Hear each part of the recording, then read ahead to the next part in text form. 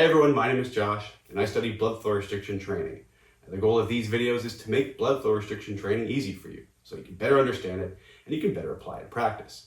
Now in this video, I want to go over how you progress the blood flow restriction training exercises following an ACL reconstruction when that patient is out of that early phase of recovery. In our last video, we went over a few simple rehab exercises that you can easily and effectively combine with blood flow restriction.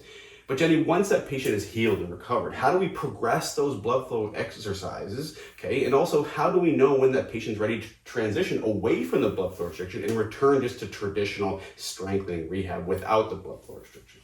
Right, so if you have your patient in our last scenario who was doing their active straight leg raise and their quads over roll, you want to progress them to about 80% of their restriction. And at that point, if they can do their full 75 reps under that 80% restriction, then you know you're ready to progress to a more difficult exercise. So today we'll demonstrate a seated knee extension against a band. So I'm going to have Josh place his foot in the loop. Resistance, band, strength will be dependent on the patient and on what you have available, of course.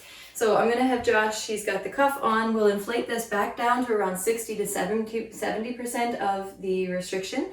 And then I'm going to have him perform the same reps and sets. So 30, 15, 15, 15 with 30 seconds rest between. So go ahead, Josh, you can do your quads contraction, still focused on quad strength here. We're doing slow controlled reps.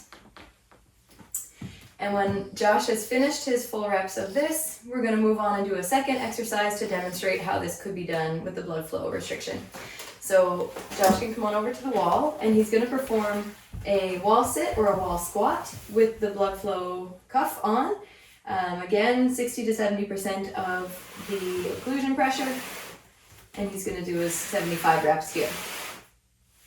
Now, how we know when we're ready to progress from this exercise will be based on his 1RM or his isometric strength on the affected limb.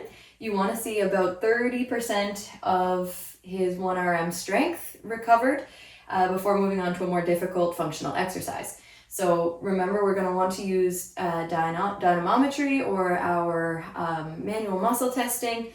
You want to be pretty sure you're at that 30%, so I would do something that is objectively measured to get that isometric strength test.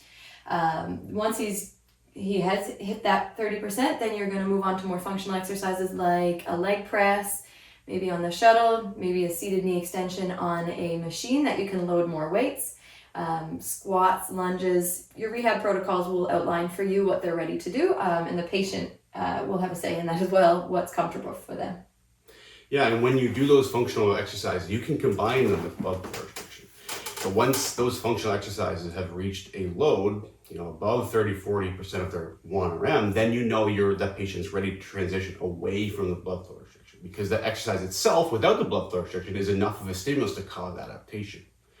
Okay, so overall, blood flow restriction can be really useful following reconstruction, okay? Especially in the early phases of recovery. You can do simple rehab exercises, combine them with blood flow restriction to avoid that muscle loss.